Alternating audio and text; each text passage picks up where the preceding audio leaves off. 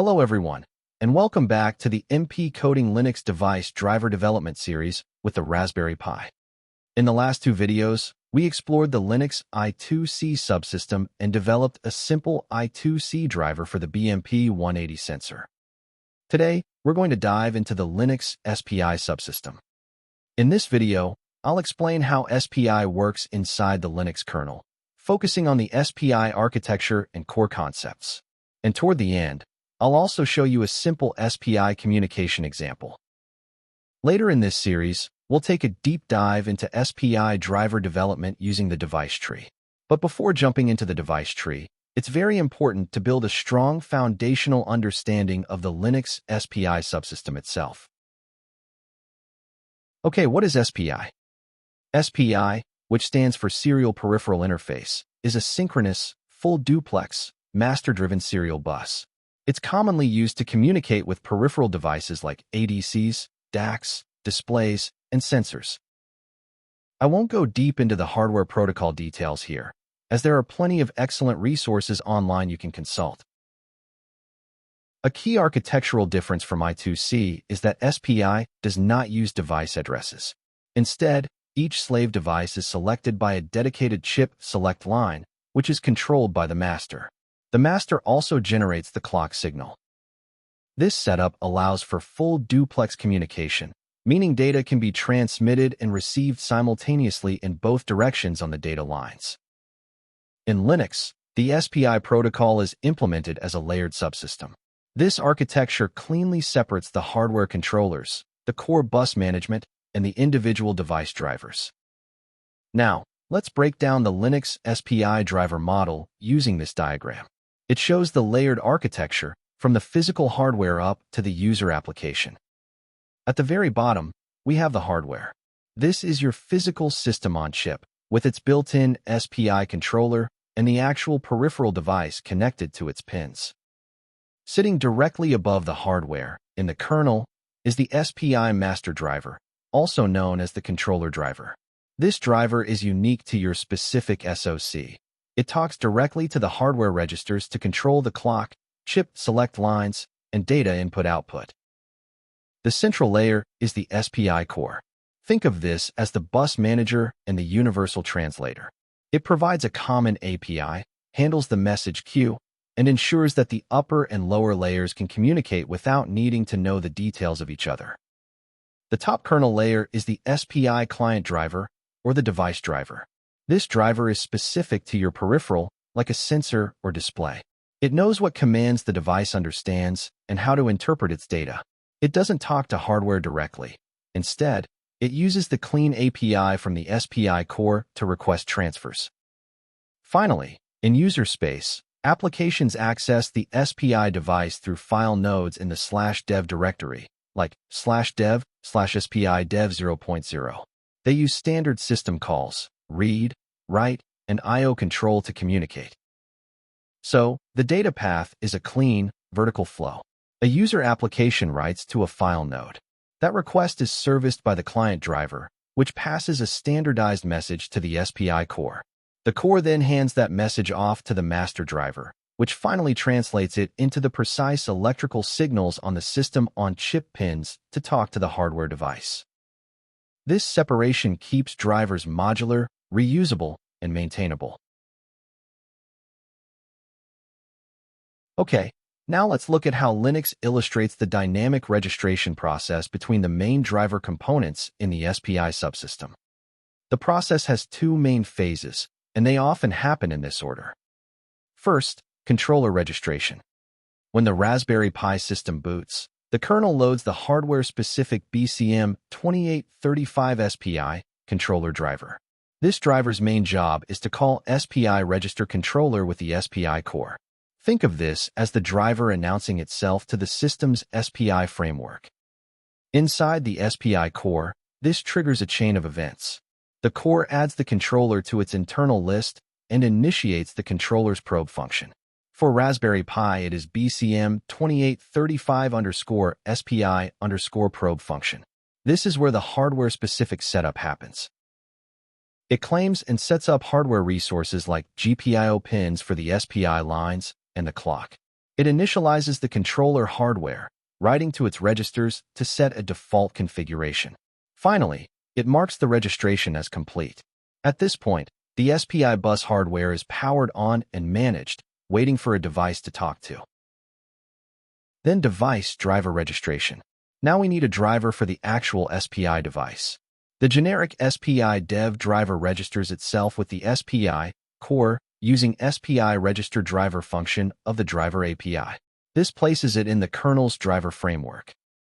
When a matching SPI device is defined, often via the device tree, the SPI core performs the match and calls the driver's probe function, which is SPI dev_probe. This function sets up the internal device structure, performs its most important job, creating the device node, like /dev/SPI dev 0.0 file, that user space applications will open and use, and completes its own registration. And with that, the foundation is complete. The hardware controller is active, the logical device is linked to it through the core, and a user space interface file is ready. This layered registration is what allows a simple write call from an application to ultimately become precise signals on the SPI pins. Now let's understand what actually happens when an SPI transfer takes place inside the Linux kernel. To explain this, I'm using this diagram, which shows the complete SPI operation flow, from user space all the way down to the hardware registers. Let's go step by step. At the very top, we have a user space application. That application might call read and write on /dev/SPI dev 0.0, or it might trigger SPI communication through a custom SPI client driver. When that happens, the request enters the SPI core inside the kernel. In the kernel source tree, this logic lives in SPI.c.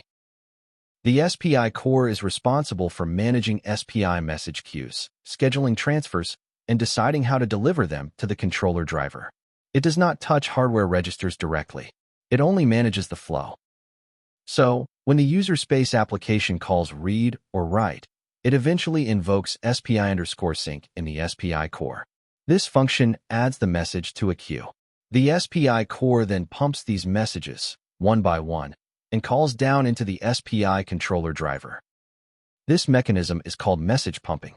This is the exact point where the SPI core hands over control to the SPI master driver. Now we reach this decision point in the diagram, transfer type decision. What is transfer type? This is where the SPI controller driver takes over and decides how to physically perform the transfer. If the transfer is small, the driver typically uses polling. If the transfer size and hardware support DMA, the driver uses DMA. Otherwise, it falls back to an IRQ-based transfer. In the Raspberry Pi's case, this logic is implemented inside SPI BCM2835.c. I'll show you the actual code in just a minute. So, depending on the transfer length and the controller's configuration, one of these three methods is selected.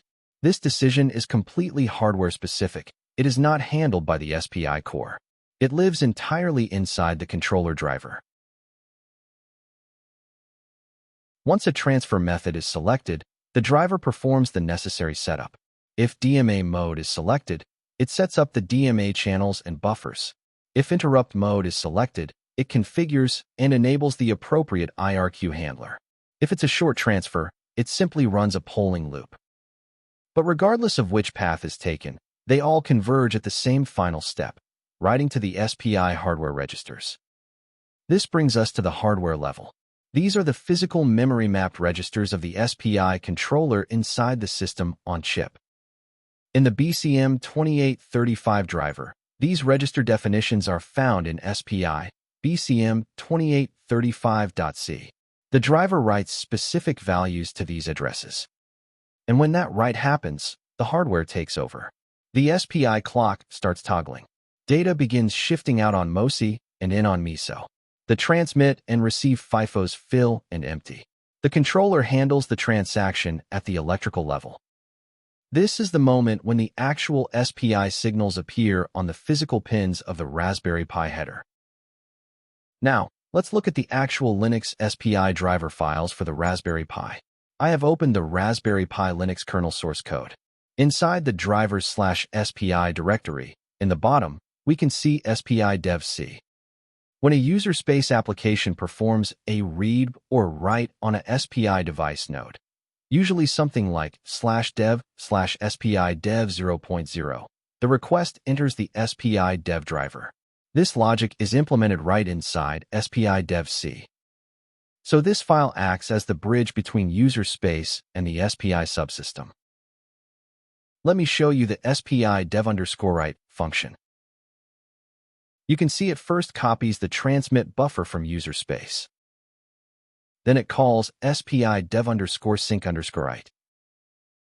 If we look inside that function, we see it initializes the SPI message and then calls SPI dev_sync. That function calls SPI dev_sync_unlocked. Inside that, which finally calls SPI_sync.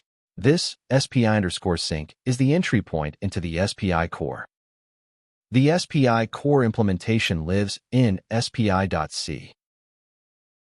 If we open it, we can see all the core functions and the message pumping logic we discussed earlier. I won't explain every function in detail, but this is where the queue management and controller handoff happen. From the SPI core APIs, the call eventually reaches the hardware-specific controller driver.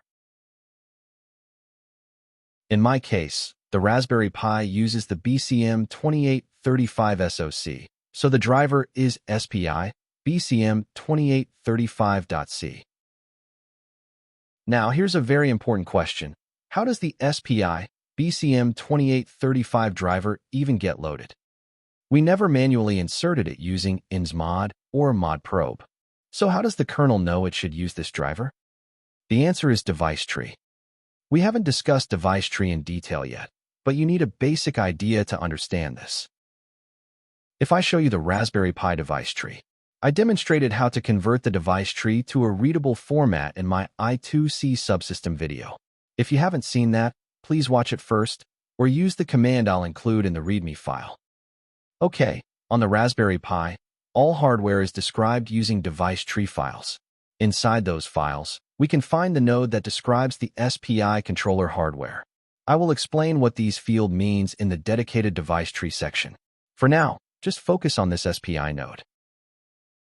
Here you can see that this SPI node is enabled. The status property is set to OK. You can also see child nodes under this SPI controller node. These represent SPI devices connected to the controller. In many Raspberry Pi device tree overlays, you will see child nodes like SPI Dev at 0 and SPI Dev at 1. These correspond to chip select 0 and chip select 1. That is why, in the /dev directory, you see devices like SPI Dev 0.0, SPI Dev 0.1. Here, 0 is the SPI controller number, and the second number is the chip select line. Now, look at this line, compatible equals BRCM, BCM2835 SPI. This is the key. This compatible string is how the kernel knows which driver should handle this hardware. Now, if we go back to the SPI BCM2835.c driver file, inside this file, you will find something like this. Notice the exact same compatible string. This table is registered using module_device_table. This tells the kernel if a device tree node contains compatible equals BRCM, BCM2835 SPI, then this driver supports that hardware. So during boot, the kernel parses the device tree. Then it finds the SPI controller node, and it reads the compatible string. Then it searches for a driver with a matching of _device_ID table, and it finds SPI BCM2835. Then the driver's probe function is called. At this point, the SPI controller is active and ready. We never manually inserted it. The device tree and the driver matching mechanism handle everything automatically. Now, if we look inside this file, we can find the actual transfer functions. For example, here is the transfer one pole function. Inside it, you can see it calls this write function. which is a wrapper around the Linux write-L function.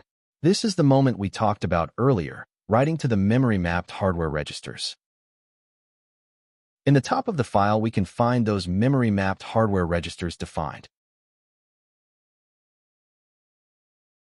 This is exactly how SPI communication happens on the Raspberry Pi. So far, we've been discussing the Linux SPI subsystem inside the Linux kernel from a theoretical perspective. Now, let's move to the practical side. To understand the fundamentals of the Linux SPI subsystem, we will write a minimal SPI client driver. In this example, we will manually bind the driver to an SPI device without using the device tree. Later in the series, after we fully discuss the device tree, we will develop a complete SPI driver using proper device tree binding. For now, this example is purely educational. The goal is not to build a production-ready driver. Instead, the purpose of this example is to understand the SPI architecture inside the Linux kernel, to see how an SPI driver is registered, to understand how probe is triggered, to learn how SPI_message and SPI_transfer work, and to observe how driver binding and unbinding works internally. For this demonstration, I will use an ESP32 Dev Board as the SPI slave device. The Raspberry Pi SPI0 controller will act as the SPI master. First, let me show you the /dev directory. Here you can see devices like SPI Dev 0.0 and SPI Dev 0.1. If you do not see these devices, it means the SPI interface is not enabled on your Raspberry Pi. To enable it, run sudo rasppiconfig. Then go to Interface Options. Then select SPI and enable it. After Enable SPI Interface, reboot the system. So I am not going to reboot it because I already enabled it. Now, what does this actually do? When you enable SPI from rasppiconfig, it modifies the system configuration to enable the SPI controller and load the required kernel modules at boot time. Specifically, it enables the SPI0 controller in the device tree and loads that SPI BCM2835 controller driver and the SPI dev driver. After rebooting the system, the kernel parses the device tree, initializes the SPI controller hardware, and registers the SPI dev devices. Now, if you check the /dev directory again, you will see these user space SPI device interfaces created by the SPI dev driver.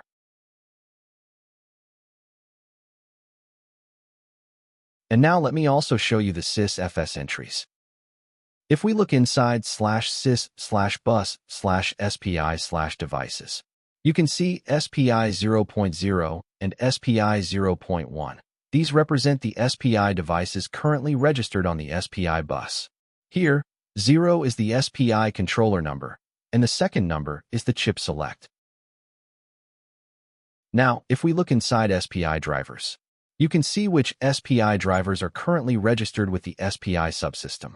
In my case, you can see two drivers, SPI Dev and STMP SPI. We already discussed SPI Dev. The SPI Dev driver is a generic SPI driver that exposes SPI devices to user space through /dev/SPI Dev. It allows applications to communicate with SPI devices without writing a custom kernel driver. Now, what about STMP SPI? STMP SPI is a driver for STMP multifunction devices from STMicroelectronics. These chips typically provide GPIO, touchscreen controllers, ADCs, or keypads, and they can communicate over SPI. So this driver is a specific SPI client driver for STMP hardware devices. It is just another example of an SPI device driver registered to the SPI subsystem. If I go inside the SPI dev driver directory, you can see entries SPI 0.0 and SPI 0.1. This means that both SPI 0.0 and SPI 0.1 devices are currently bound to the SPI dev driver. In other words, the SPI devices on chip select 0 and chip select 1 are being handled by the generic SPI dev driver. That is why we see user space SPI dev 0.0 and SPI dev 0.1. because the SPI dev driver is responsible for creating those device nodes and exposing them to user space. Now, let's go to the code. Here, I have created a file called my_spi.c and a simple make file. Currently, this source file only contains empty init and exit functions. We will build it step by step. At the top of the file, I have included Linux/SPI/spi.h.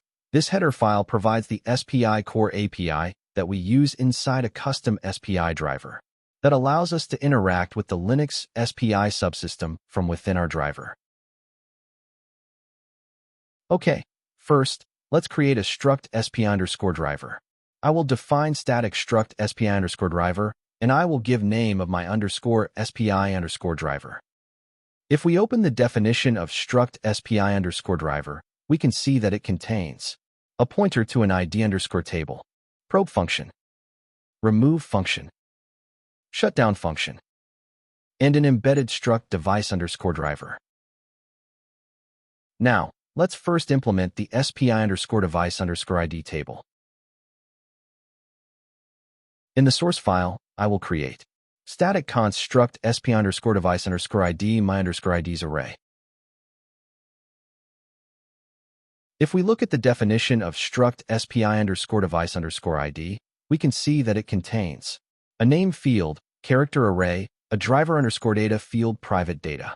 We already discussed this private data field in the I2C driver development video. It works exactly the same way here.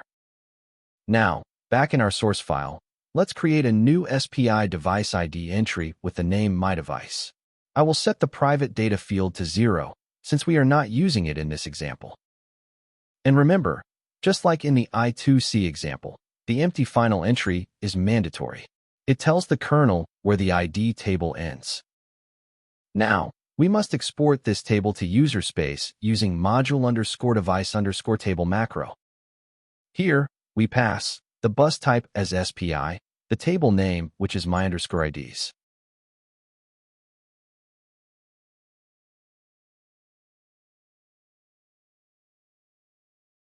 Next, let's implement these probe and remove functions.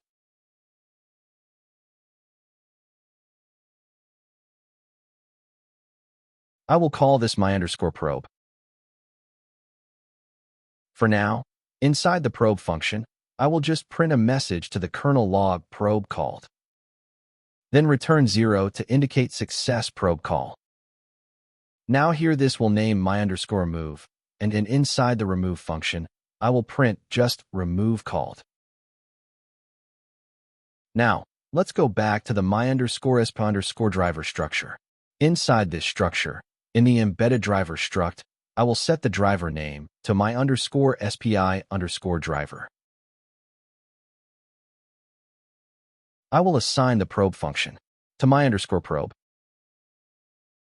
Assign the remove function to my_remove. And assign the ID_table to my_IDs.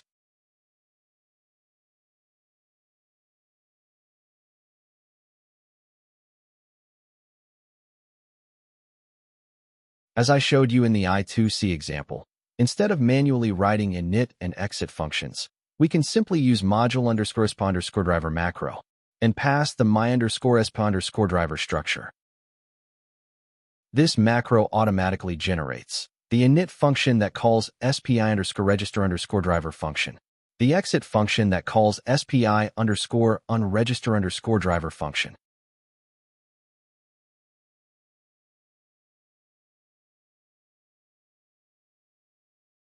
So we can replace our manual init and exit functions with this macro. Okay, now let's build the module. The module is built successfully. Before loading the module, let me show you the SPI bus driver directory in sysfs. Here, you can see the SPI drivers that are currently registered with the SPI subsystem. Now, let's load our module. Sudo insmod my_spi.ko. Okay, module is loaded. Now, if we look again inside SPI driver directory, we can see a new entry my_SPI_driver. This means our SPI driver has been successfully registered with the SPI subsystem. However, notice that probe was not called. Why? Because there is currently no SPI device with the name myDevice registered on the SPI bus. Now, if we go inside my_SPI_driver, you can see several entries here. Among them, you can see bind and unbind. These files allow us to manually bind or unbind an SPI device to this driver. At this moment, our driver is registered, but no SPI device is using it yet. That is why the probe function has not been called. If we manually bind a compatible SPI device to this driver using the bind interface, the SPI subsystem will match the device with this driver and then call the probe function. Similarly, if we write the device name to the unbind file, the driver will be detached from that SPI device, and the remove function will be called. Now, if I show you the currently registered SPI devices, here, you can see SPI 0.0 and SPI 0.1. These are the SPI devices currently available on the SPI bus. As I explained earlier, they represent SPI controller 0, chip select 0, and chip select 1. Now, let's try to manually bind our driver to the SPI 0.0 device. To do that, first switch to superuser. Now, to bind the device, write the device name to the bind file like this. Echo SPI 0.0 write to /sys/bus/SPI/drivers/my_SPI_driver/bind and hit enter. But you can see it fails. Why? If we look inside the SPI dev driver directory, we can see that SPI 0.0 is currently bound to the SPI dev driver. A device can only be bound to one driver at a time. That is why we cannot bind it to our custom driver yet. So before binding it to my_SPI_driver, we must first unbind it from SPI dev. Write SPI 0.0 to SPI dev unbind. Now, if we check inside the SPI dev driver directory again, you will see that SPI 0.0 has been removed. Now, let's try to bind SPI 0.0 to my_SPI_driver again. But you can see, it still shows an error. If you read the error carefully, it says no such device. Why is that? This happens because the SPI device name does not match the ID table of our driver. Remember, our driver only supports a device named myDevice. But SPI 0.0 was originally created with the mod alias for SPI dev, so the SPI core does not consider it compatible with our driver. To solve this, we use something called driver override. This tells the kernel, ignore normal matching rules, and force this device to use my driver. Now, let's bind again, and now you can see, the probe function is called. That means the SPI subsystem successfully bound SPI 0.0 to our custom driver. Now we have successfully bound SPI 0.0 to our my_SPI_driver. Next, let's try to transfer data in full duplex mode. For this simple example, I will perform the SPI transfer inside the probe function. Normally, in a real driver, we do not perform actual data transfers inside probe. The probe function should only initialize the device, configure it, and allocate required resources. But for demonstration purposes, this is acceptable. Before implementing the transfer, let me show you the unbinding process again. To unbind the device from our driver, run this unbind command. Now you can see in the kernel log that the remove function is called. That means the driver has been successfully detached from the SPI device. Okay, now let's edit the code. At the top of the file, I will define the SPI clock frequency as 1 MHz. Define SPI_max_HZ to 1 MHz. Since we are manually binding this driver to the SPI 0.0 device, I am not defining any bus number or chip select in the driver. This is just a simple example. When we develop the SPI driver using the device tree, we will discuss how bus number and chip select are configured properly. Now, let's go inside the probe function. First, I will configure the SPI mode. I will set it to SPI mode 0. You can see here that other modes are also available, such as mode 1, mode 2, and mode 3. Next, I will set the maximum SPI clock speed to 1 MHz. After setting these parameters, I must call SP_setup and pass the SPI pointer. This applies the configuration to the SPI controller. Now, let's prepare the data for full duplex transfer.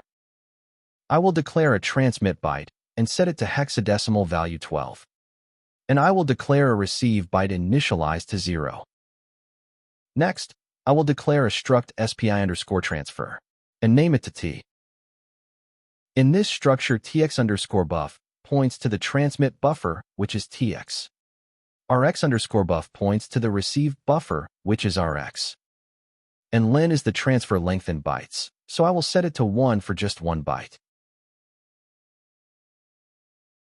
Now, we need a struct SPI_message. The SPI_message structure represents a complete SPI transaction. A message can contain one or multiple SPI_transfer structures. Here, we are using only one transfer. First, initialize the message using SPI_message_init and pass the SPI message struct m as reference. Then, attach the transfer structure to the message using SPI_message_add_tail. Here, pass SPI transfer struct t and SPI message struct m both as reference. Now we call SPI_sync function. This is a synchronous SPI transfer function provided by the SPI core. It sends the message to the SPI controller driver, which then performs the actual hardware transfer. So here, if this SPI_sync return an error, just print an error message and return rect. If there is no error, that means the transfer was successful. Since SPI is full duplex, while we transmit hex value 12, we simultaneously receive 1 byte. So here I will print the received value RX in hex format. Here, let me show you one thing also. If we look inside struct SPI_device, we can see that it contains a pointer to struct SPI_controller. Inside the SPI_controller structure, we can find controller-specific information such as bus number, chip select configuration, hardware capabilities, transfer callbacks. In this simple example, we are not modifying any of those fields. Since we manually bound the driver to SPI 0.0, the SPI core already associated this SPI_device with the correct SPI controller. So we do not need to configure bus number or chip select here. And that is all for this simple SPI driver example. Now, I have created a simple SPI slave program for the ESP32 Dev Board. Let me show you the code. Here, I am using the ESP32 SPI slave library. Then I create an instance of the ESP32 SPI slave class. Next, I define 2 buffers for a single byte SPI transaction. The transmit buffer is initialized with the hex value 34. This is the value that the ESP32 slave will send back to the SPI master.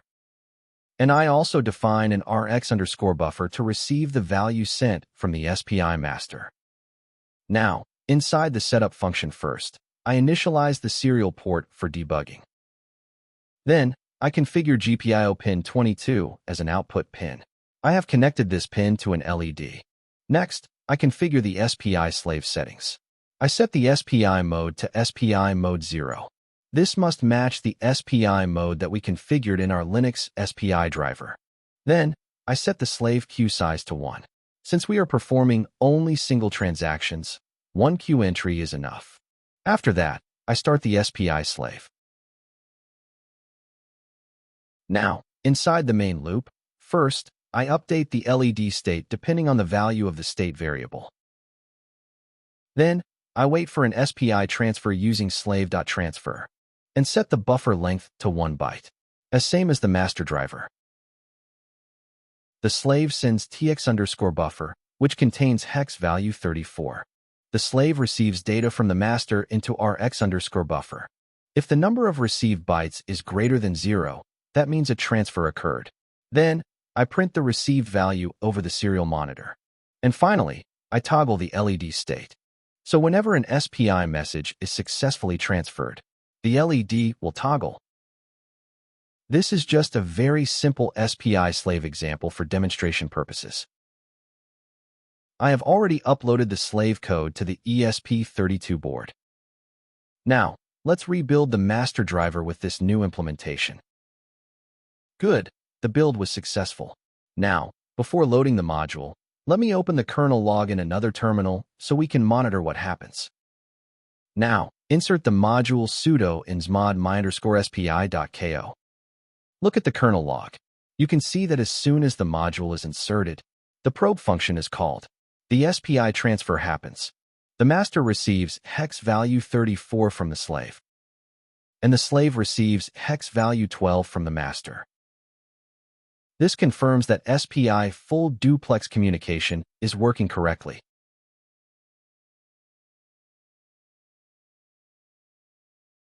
Now here is the important part. Did you notice something?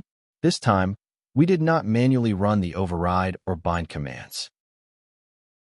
We did not manually bind SPI0.0 to our driver, but the kernel automatically bound the device and called the probe function. Why did that happen? Because earlier, we set driver_override equal to my_sp_driver for SPI0.0. That override setting remains associated with the device until it is cleared or the device is recreated. So when we inserted the module, the SPI subsystem registered our driver. The kernel checked existing SPI devices. It saw that SPI0.0 had a driver_override pointing to my_sp_driver. The kernel automatically bound the device to our driver, and then it called the probe function. That is why we did not need to manually bind again. Now, if I remove the module using sudo rm mod my_spi, you can see in the kernel log that the remove function is called. This shows the complete lifecycle: driver registration, automatic binding, SPI transfer, driver removal, remove execution. And this is exactly what I wanted to demonstrate with this simple example. So today, we discussed the basics of the Linux SPI subsystem. We created a simple SPI client driver, manually bound the SPI device to the driver, and demonstrated full duplex communication between the Raspberry Pi and the ESP32. The goal of this example was not to build a production-ready driver, but to understand how the SPI subsystem works inside the Linux kernel. Later in the series, after we fully discuss device tree and device tree overlays, I will show you a complete and properly structured SPI driver development example for Linux. Today's focus was purely on understanding the SPI subsystem architecture and internal flow. In the next video, we will discuss Linux device driver concurrency and synchronization, which is a very important topic for real-world driver development. So stay tuned. If you found this video helpful, please like the video, subscribe to the channel, and share it with others who are learning Linux driver development. Thanks for watching. See you in the next one.